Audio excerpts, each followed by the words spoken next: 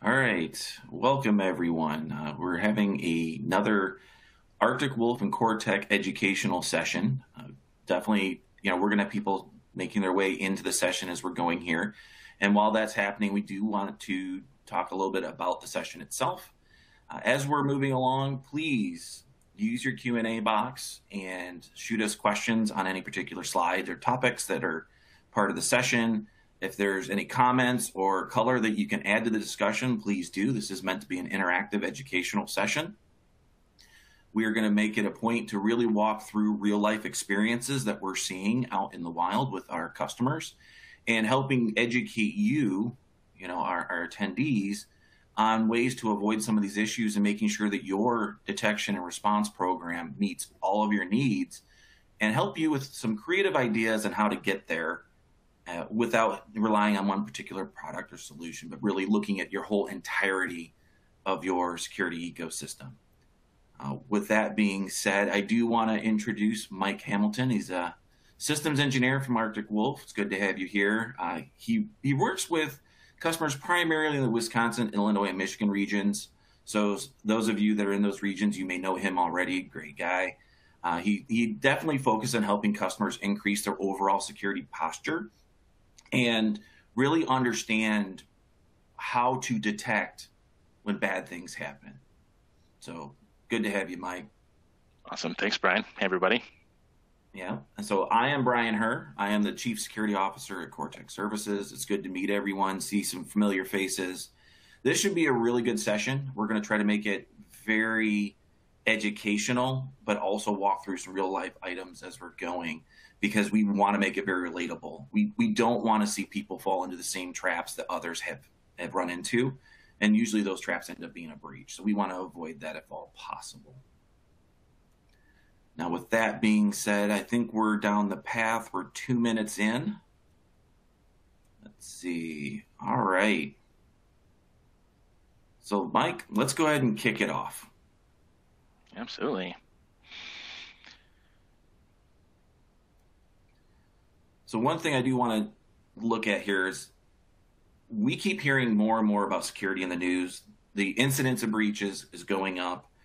The impact of breaches, the efficiency of the bad guys, all those things are continuing to increase, yet we're spending more on tools. We have more tools than ever. We do have a bit of a security resources gap out in the industry, which is a problem. And many organizations are still working hard to get up to speed. And all of that comes together and makes these stats come to life. So we're actually not getting significantly better. We're actually going the wrong way, even though we have more tools and really, more spending in place. And what it really comes down to is an interesting trend that I'm seeing. What we're seeing is a lot of these tools are being set up, either kind of set up. Well, let's be honest. Some of them are being purchased and never set up. Some of them are being purchased, set up haphazardly or not completely. Or lastly, they're set up, they're running perfectly, but there's no one watching them.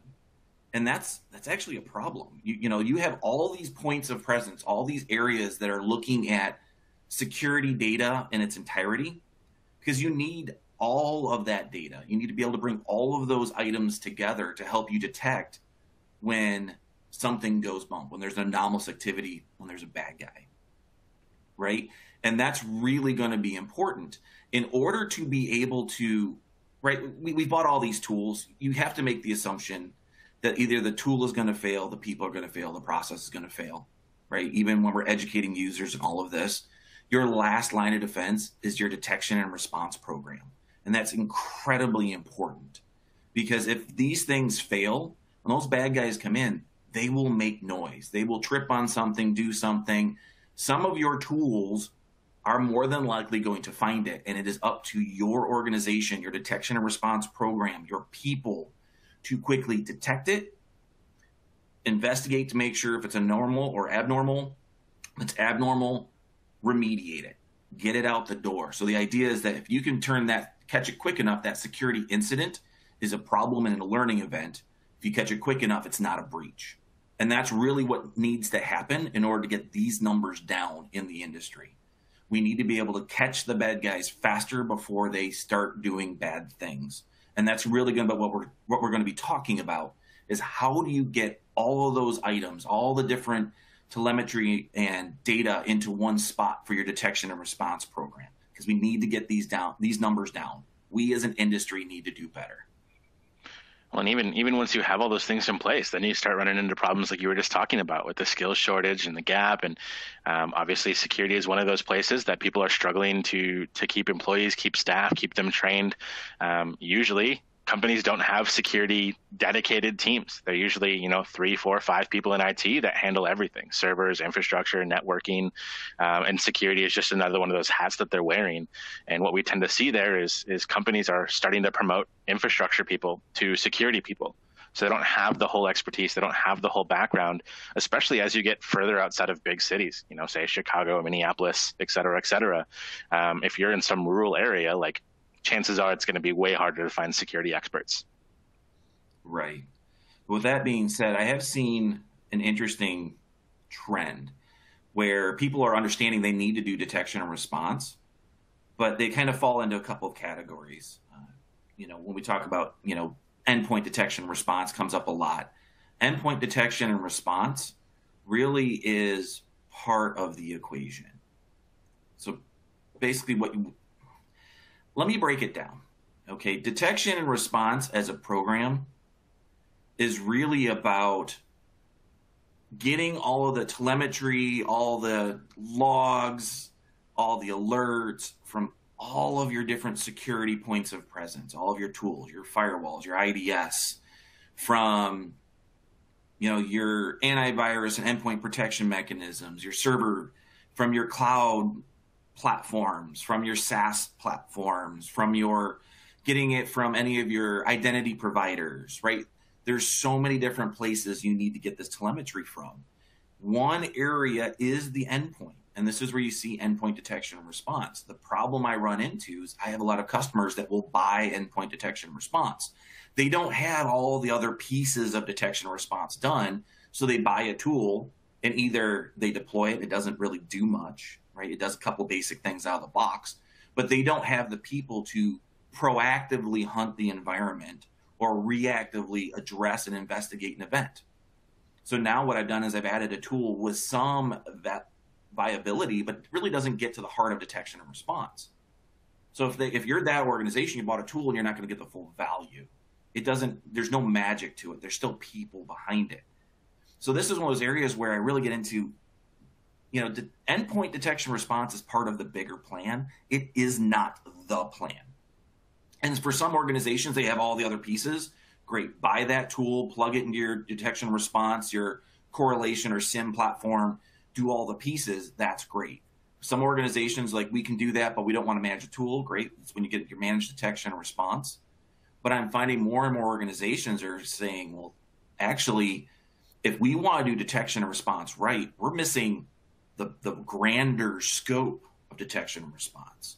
Maybe they have a SIM that may be or may not be working. I've seen a lot of them where the SIM is really just a log collector.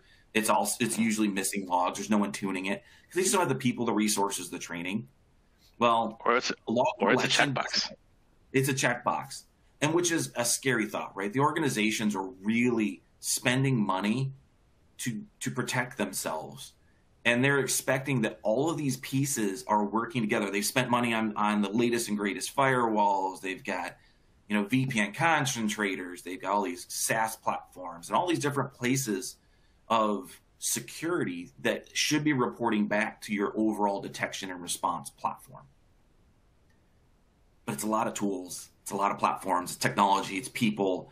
You get into larger organizations that really want that customization. They can build and do all of that. They can fund all the tools, all the people to manage, to threat hunt, so proactive and reactive investigations, do all those things. Now everyone's like, whoa, but only big companies need it, right? No, that's a wrong idea. Everyone needs detection and response. And this is where I'm seeing more proliferation of services that do the full detection and response, even so far as vulnerabilities, putting that into the detection and response platform and making that a consumable service for users, for companies. And that's why I really harp on endpoint detection and response is not enough, because you can't put that agent on everything. You need to get your telemetry, your data, your logs, your events from everywhere, because we all have legacy systems that can't run the latest and greatest tools. We all have something that's been forgotten somewhere that you just have to pick it up on the network. And ultimately, not everyone has a whole team of investigators waiting, just jumping on every little thing to figure out if it's good or bad. That's not reality for a lot of organizations. Well, and on top of that too, like you said, the things that you can't put those agents on, printers, IoT devices, those are usually gateways for attackers to gain access to, because they know that agents can't be on them. And you have to be watching them more closely. You have to see if somebody does gain access to, say, a printer or IoT device, what else can they see from there? What else can they hop to? What else can they spread to? Can they get to a server, before you catch it, type thing? And the best analogy that I like to use here, just that helps explain it to even people that are less technical, is you have an alarm system on your house, right? It's going to tell you when somebody's opening your door, when there's motion detected, all that type of stuff, versus like my typical EDR or AV, right? Even an antivirus perspective, it's waiting until somebody's picking up your TV or picking up something that they're going to walk out with, right? It doesn't notify you for everything happening around your network until it's actually happening to a device or to a thing that it can see. And that's the biggest thing I run into. A lot of times, bad guys are not caught by the software. Bad guys are caught by the people that understand the alerts coming out of the software. I've spent many years in the incident response and forensics space, right, running those organizations and helping companies recover from some of the worst days of their lives. And it's the detection and response platform. How all of that comes together is what finds the bad guys, right? It finds the anomalous behavior, the anomalous applications, or maybe the server over here that everyone forgot about now is suddenly reaching out through the firewall doing weird things that had never been seen before. It's how that whole context comes together. And that's important because, every company goes through this. And it's amazing how many companies that are like, oh, we haven't had a breach. Well, have you actually had anyone looking? I've had companies that, the security person tells me, oh, don't worry. I all those alerts come to me as emails. I'm like, okay. So you're not sending it to a SIM or a correlation engine. You're not doing, behavior analysis. You're not doing any of these advanced things. You as a single person get all these emails. Then what do you do with it? Well, it's so much. I put it into a folder, and then when I get to it, it can't be when I get to it. Bad guys get in. They talk about dwell time in the month, weeks, months, or longer. That's one thing, but sometimes these ransomware events happen in tens of minutes, seconds. I've seen it where it's just a handful of minutes. The environment basically becomes a hybrid or a hive of lateral movement, deployment of ransomware, and all of a sudden the whole arena is locked up, and that company can no longer do business. And now we're talking about enterprise risk. We're talking about big picture. Companies can't do business. They can't provide services. So all their customers have an issue. They can't intake money. They can't outpay money. They're locked. And it's amazing how many organizations, the signs of that bad thing happening are all in their detection and response platforms or sitting in their individual tools, and it's not correlated. And this is what I caution people on. There's no way a human can do all of this. And if this is something you can't do, you don't have the people and resources, hire it out. I'm telling you, especially when it comes to the cost side of things, I tell people, go shop it. A lot of times getting a service that does these things is less expensive than doing it yourself because they're doing it at scale. They have all the people and the processes. They're good at it. They know what to do. They nail it down, and they pass those savings on to you. But now if you're a small organization, a handful of people, and it's amazing how many even small organizations, I see all these tools everywhere, but they're not correlated. They're not coming together, or they're dumping to some random repo no one looks at. You need to pull all that together so that when that event happens, right? It's not if anymore, it's when, because it happens all the time. Little events, big events, it's always. But when that happens, if you are not the person that's going to be able to put it all together, triage it, investigate it, make sure it's good, hire that out so that you get a call, and that call is already pre-qualified. This is what we know. This is what we don't know. This is what we've seen. It looks like this. This is what's happening. We've already investigated this. This is a credible threat. And now we need to do something about it.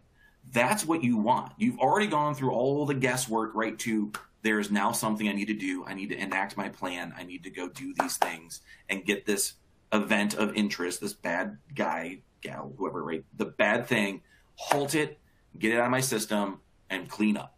You do that quick enough, it's a learning moment, right? It's something to address. You get it too late, it's now a business impact. Well, and then the other thing that we see too is the 24/7 requirement. So obviously, insurance companies and companies alike that just want better protection, like the typical answer that I tend to hear for 24/7 is like, how are you doing that today? Like you have 2 people on your team, like you guys can't work 7 days a week, working 24 hours a day. And, right. You know, going back to what you said, Brian, like, oh, I get an email. Okay, well, I don't wake up to an email on my phone. Like if you email me once or twice or whatever, like I'm not going to see it until the morning. So then what happens?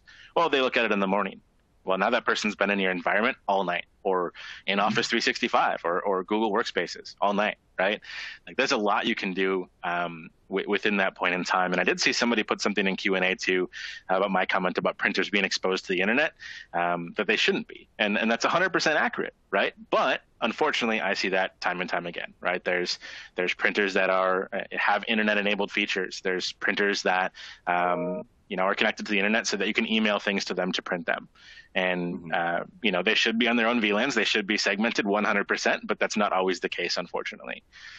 Same thing with IoT devices, right? Even at home, obviously, as an IoT person, right? Those things should be on their own VLAN. They should be segmented, but that's not always the case. Good statement. That's the reality. Yeah. The business will sometimes do things that may not make sense from a security perspective, but they do it anyway. Our job is when that happens, then we need to make sure we wrap enough visibility around it for when bad things happen, we can catch it quickly. I've had to adopt that mantra because sometimes organizations do the weirdest things. And we can't always be saying no. Sometimes we have to caution, but ultimately I still want to see around it. I know something's going to happen, so I want to catch it quickly. And like I said, make it a learning event, not a breach. So that's, with all that being said,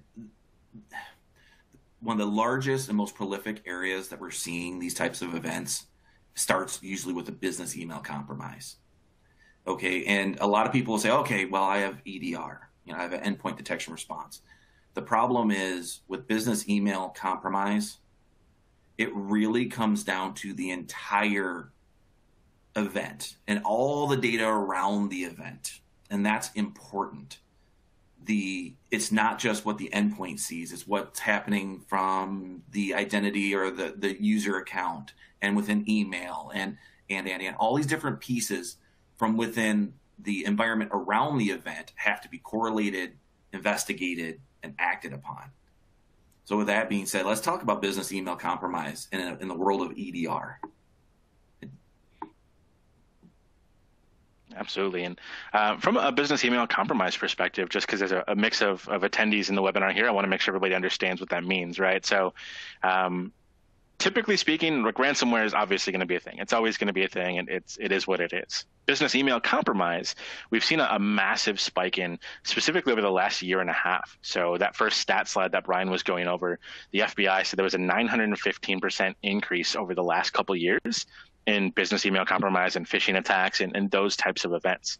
So what happens is, as an attacker, I take it, get somebody's credentials through phishing or man in the middle or whatever else, and I gain control of that user's inbox.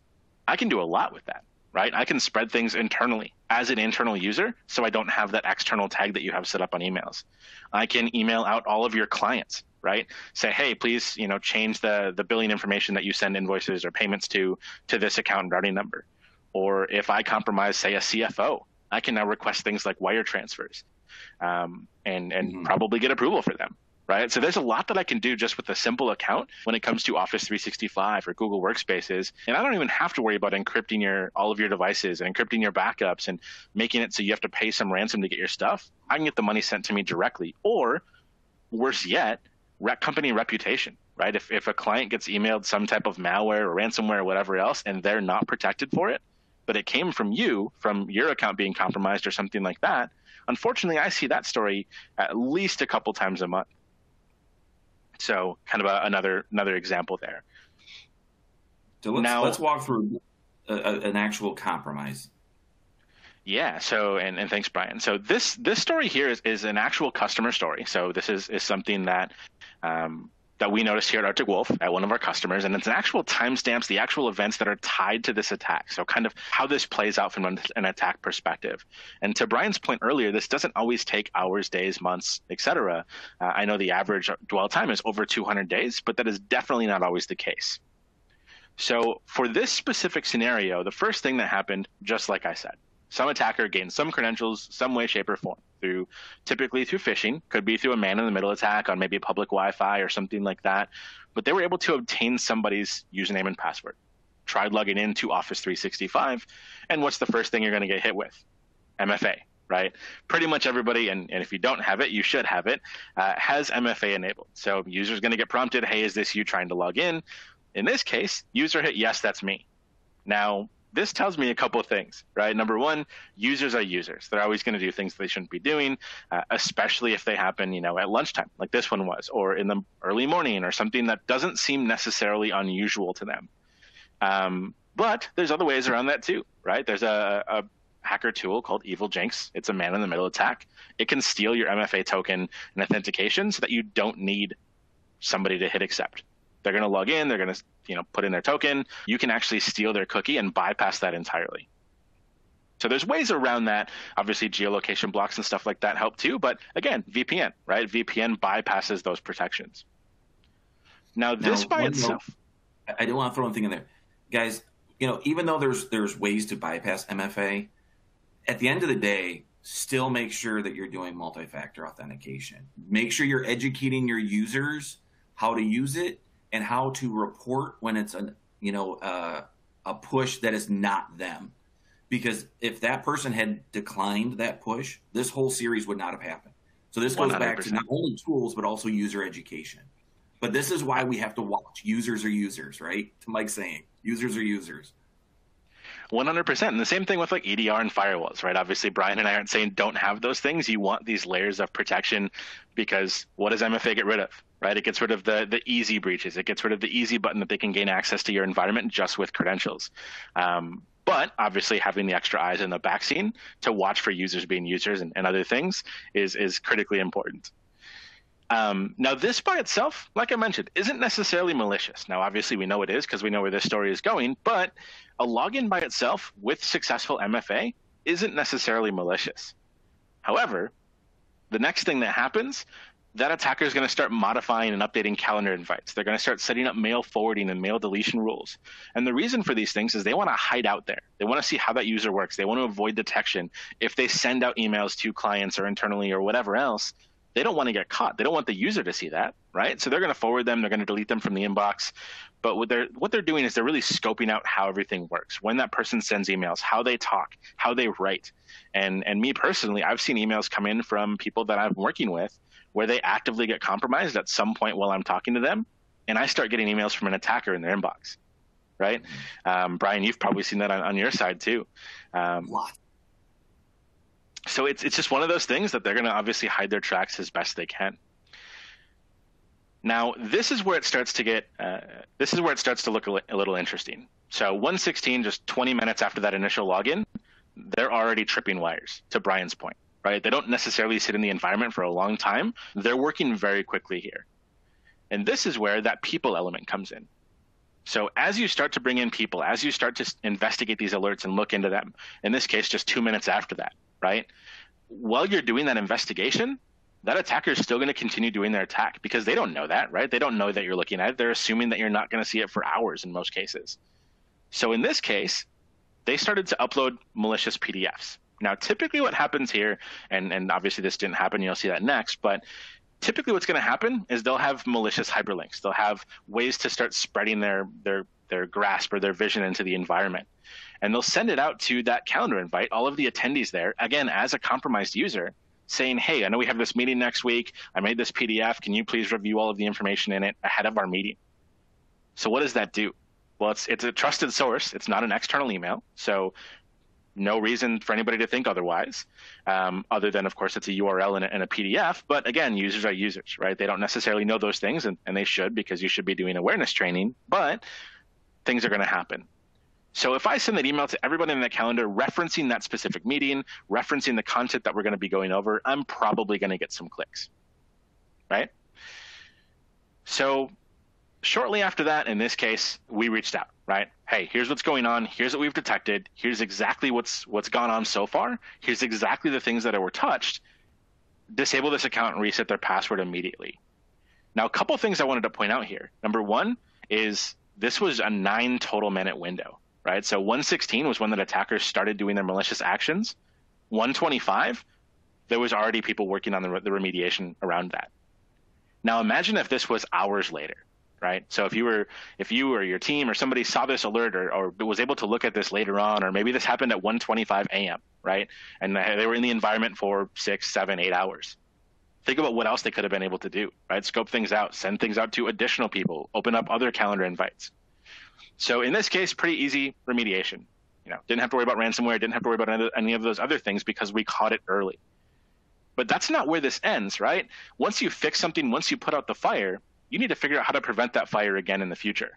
How do you prevent this from happening? What rules or mitigation steps can you put into place to lower the chances? Obviously, you can't prevent everything 100%, but what controls or group policies can you put into place, or tools can you add on, or configurations can you set up, right, to prevent this or mitigate this from happening again? Now, I see a question I wanted to talk about as well. If you have an MDR or EDR and have a separate email internal, external defense and prevention tools, is that enough to protect your environment? Those are absolutely good pieces to have in the mix, right? Obviously, email filters, they're going to get rid of the vast majority of it. Not all of it, but definitely a huge chunk of it. And again, mitigating that risk overall of something like this happening. Same thing with like awareness tools and things like that, right? Those are absolutely pieces that you want to have into your security layer because they mitigate the chances of those types of things happening. Right. But I said mitigate, right? It's not a 100% thing. It's not a guarantee that nothing's ever going to get through. So that would be, I guess, my answer there, Brian. I don't know if you wanted to add any context from your side. And you know what? This is really important. A lot of people, if you look at this whole chain of event, the EDR didn't really come into play at all, right? The whole context is the rest of the detection and response, right? Where is it? Duo, right? Your MFA platform, that getting to your correlation engine, having people that are watching for those alerts, that's important. Office 365, okay? Again, you need to be able to get all that data into a correlation engine and people taking that and detecting and investigating. That's the important part here.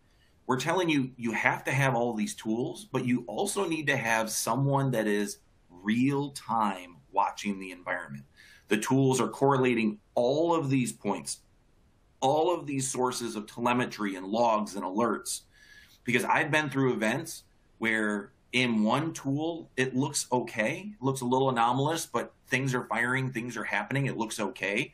But as soon as you take the context all around it, from the logs coming out of the Active Directory servers, logs coming out of Office 365, logs coming from other places, from the firewalls, you put all that together, and now you realize this is a big deal. And you can't do that with one tool. It's where you bring all those things together and you have a person look at it. That's where detection and response happens, right? Because if you look at all of this, even if they have email protection in there, great. So maybe it's kept some of it out, but this one got in. Users are being users. They made a mistake. Humans make mistakes. What saved the day here was the fact that there was a correlation of events and a quick response by a human, and then the customer jumped in based on those recommendations and stopped it. So now this went from being a major incident to a much more contained incident. And this is what we're trying to tell people. This is how you get ahead of those attacks. Make sure all of your tools are being watched by bringing them to your detection and response platforms or service. That's quintessential. Doesn't matter how big or small your company is, everyone's under attack. And I'll tell you from personal experience, the bad guys are out to make money, or they're out to do particular damage that they're going to get some kind of reward for later. So they're not necessarily going for the most difficult targets. They're going for the easier targets that have money. And if you're a company that's making money, you have money. So this is why we're really trying to educate people, because we're seeing more of these incidents come up, like really ramping up, and the detection and response side needs to be addressed. And Brian, that's a fantastic point. So the Verizon report, or the Verizon data breach report, if you guys haven't seen that, it's definitely a good bedtime story, or a good read per se. It's pages long, but one of the things that they noted in their most recent report, which I believe was March or April of this year, about last year, right, is to Brian's point, this is the first year, last year was the first year where the amount of breaches between large organizations, which they deem as over 1,000 employees, and small organizations, or less than 1,000 employees, was almost 50-50.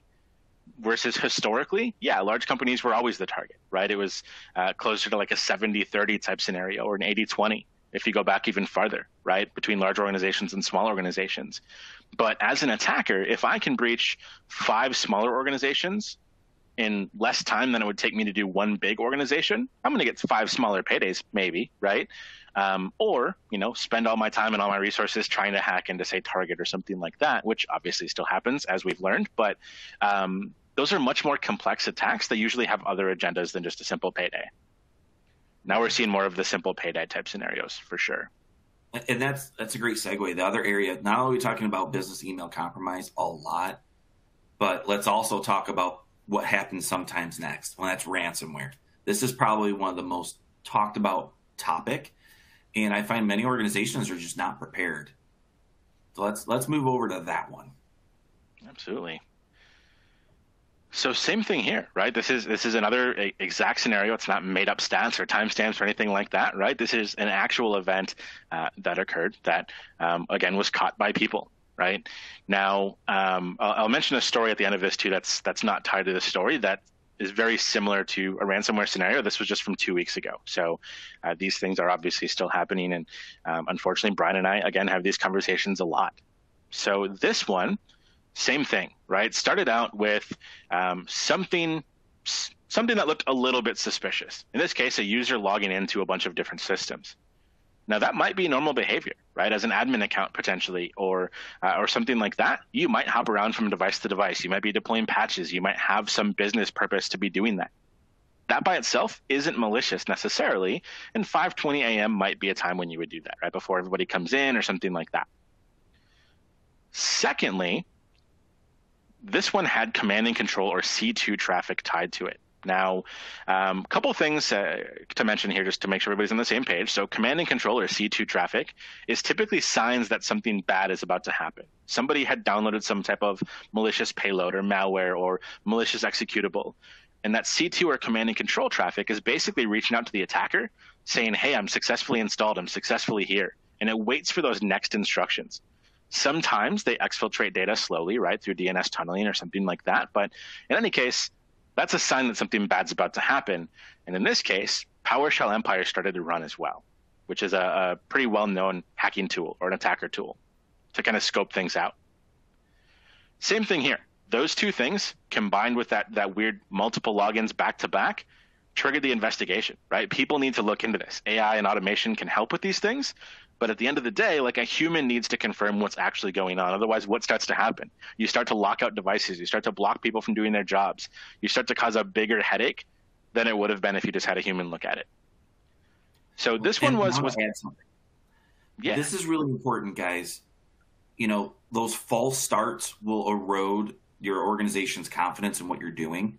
So having someone who knows how to do this, put the details together, and tell you definitively what is or is not happening will help save. Well, not only will it help you with getting that message out correctly, but it also helps save, the wear and tear on the organization from, essentially crying wolf.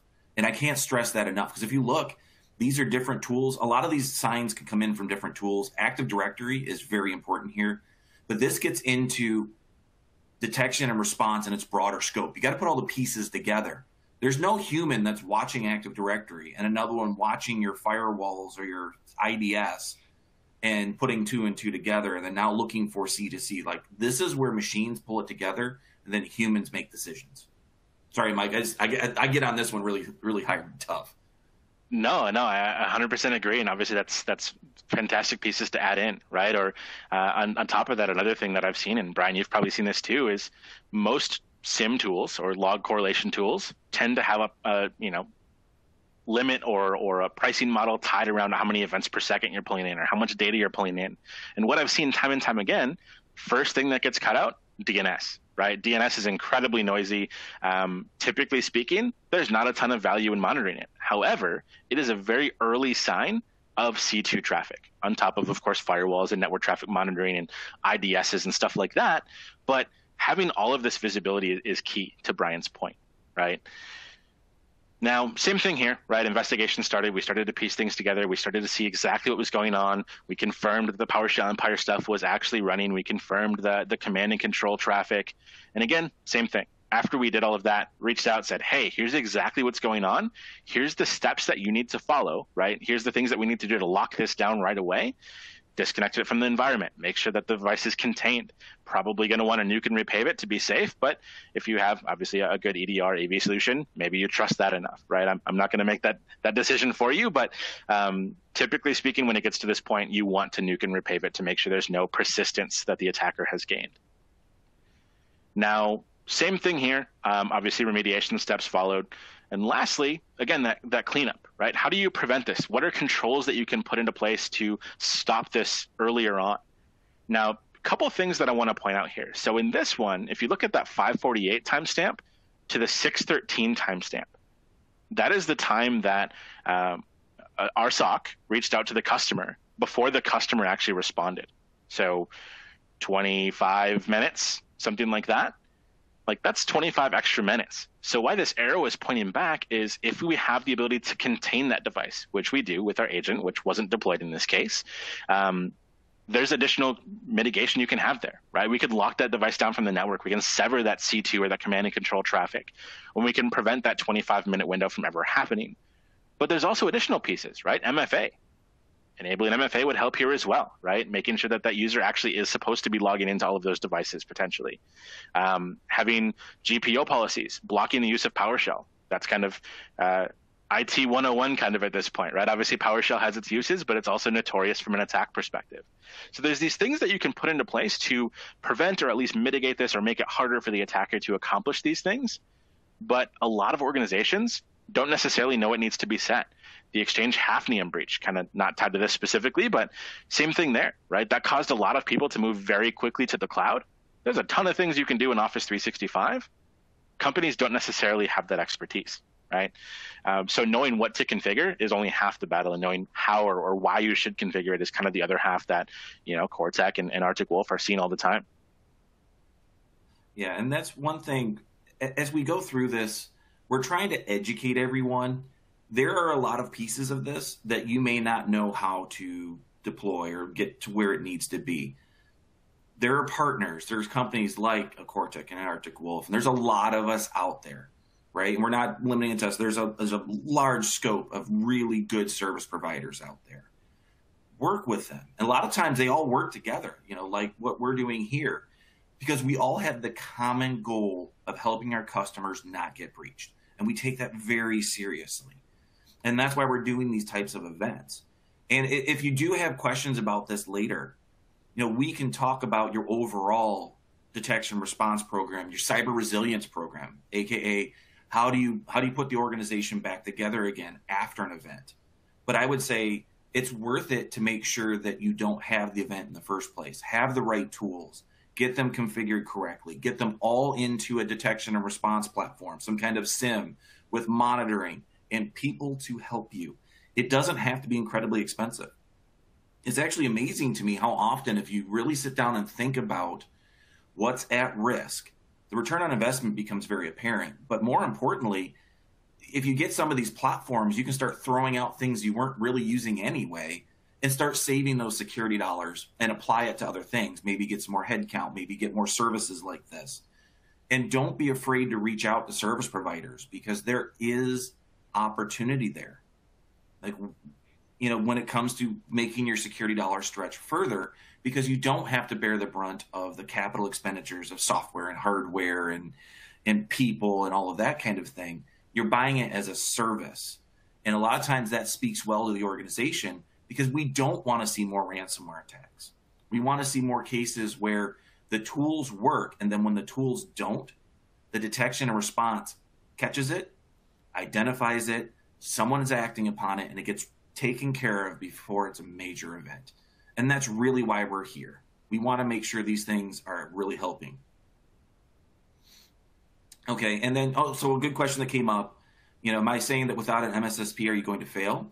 The answer isn't, are you going to fail without an MSSP? What I'm saying is, you need to have all of these things addressed, either internally or with third parties, but you do need to address your protection mechanisms, your correlation engine, and then having it watched.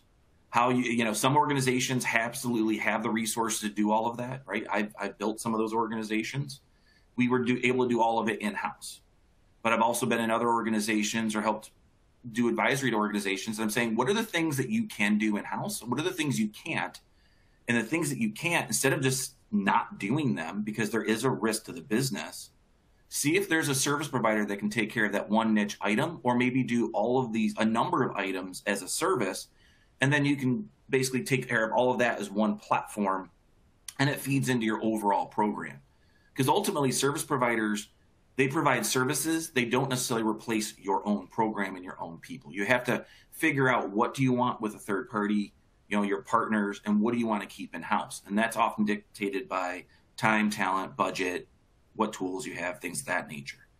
So just think about that. I have to accomplish all these things. What makes sense to keep it directly under my control or with my own people or my own tools, or what makes sense to put to a service provider that specializes in these items?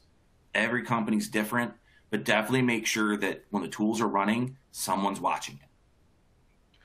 And yeah, to that same point, right? Obviously, there's cyber insurance. There's things that you can have as backstops to these things, which obviously have their own requirements. I've seen, a bunch of outside of just MFA, right? The insurance providers are starting to look for things like 24/7 monitoring and centralized logging and pulling all of this stuff together. And obviously, there's premiums that are tied to that, right? Either they're going to cancel your policy if you don't do them, or you're going to pay for it through a premium, right? So we've started to see that, but then the question becomes, how do you do 24/7? Especially if you have a team of one or two, like a lot of the people I talk to, for instance. It's just not really possible, right? So that's why Brian and I are talking. Like, it very much depends on the organization as far as how you address these things. The 24/7, for instance, think about people taking time off. For instance, I know somebody who just got married. They're taking 10 days off for their honeymoon. Who's watching it then, right? Or if the other person gets sick, who's watching it then? So typically speaking, like 5 to 8 people or 3 to 8 people, depending on which numbers you look at, are required for a true 24/7 operation. And those are security dedicated people to add. Right. Well, this is a great segue into some of the question and answer session here, because we got a little bit of time left. If there's any other questions, we want to keep making our way through. Listen, everyone, these are great questions. And if there are questions that come up after the event, please feel free to reach out to us. We are more than happy to walk through it. We're very passionate about helping organizations not get breached. So we want to share as much information as we can. So with that, if there's any other questions, let's see if there's anything out there before we start wrapping up. Absolutely. And just to add on to that too, no question is stupid, right? If you have the question, chances are somebody else does too. I like to point that out. But yeah, there should be a Q&A at the top left corner, I believe. So feel free to type in any questions in there. And yeah, I guess the story, while people are typing their questions. So this was a call that we got, not this last Friday, but the Friday before that. Again, that ransomware story that I said I was going to share, right? And unfortunately, this customer didn't have a cyber insurance policy, or this company, I should say, didn't have a cyber insurance policy. And over the weekend, they got hit with a ransomware attack. And the problem with that is people were out of office. Nobody was watching their email. Nobody was watching their inbox for alerts or anything like that. And they came back. And unfortunately, all of their servers were encrypted, except for a couple, but the majority of their servers were encrypted. Now, the problem is, once you're at that point, you pretty much are going to have to work with a forensics company. You're going to have to probably have a six-figure bill of doing investigations and doing these, like piecing together after the fact, because you have to build that backstory, right? You didn't have something that was necessarily monitoring that beforehand to catch it, number one, or to have all of those things at the ready to make a very quick decision about what needs to happen. So unfortunately, like those calls happen, and we're a little less helpful then, right? Because the breach already happened. There's already other events. There's already other things that need to happen before it gets there. This specific one did have a firewall in place. They did have a basic AV in place, so it wasn't an EDR or anything like that.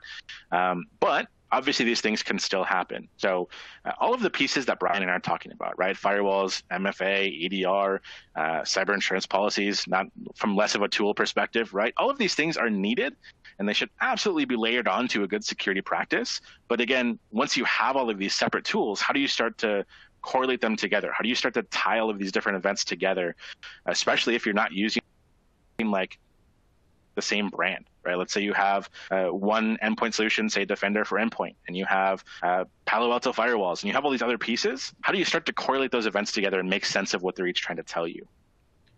So that's the whole story we're trying to get across here. And that's the thing is, there's a lot of ways to solve this, but ultimately solve it. And if you're having trouble solve it, reach out. There's a lot of, there's partners, there's organizations, there's, societies. There's a lot of places you can go to get this information and to get help with these things. And that's what we're asking is get the help. If you have any questions, definitely feel free to reach out to us. I do a lot of advisory on overall programs and insurance and things like that, or, the cyber resilience discussion. So basically walking through at a business level, like a ransomware attack. But the biggest thing I see in people that successfully mitigate a ransomware attack or a lot of these attacks is that it's caught quickly. And that's what we want to make sure people are doing. You've bought the tools, get all that data somewhere, get it correlated, make sure someone's watching it, and catch it quickly. That's the biggest takeaway I can come out of this session with. And with that, I think we're drawing to a close. All right. Thank you, everyone. We really do appreciate your time. This has been a great session. The questions have been fantastic. We'll definitely be doing more educational sessions as we go. It's been great, and thank you. Thank you, everyone.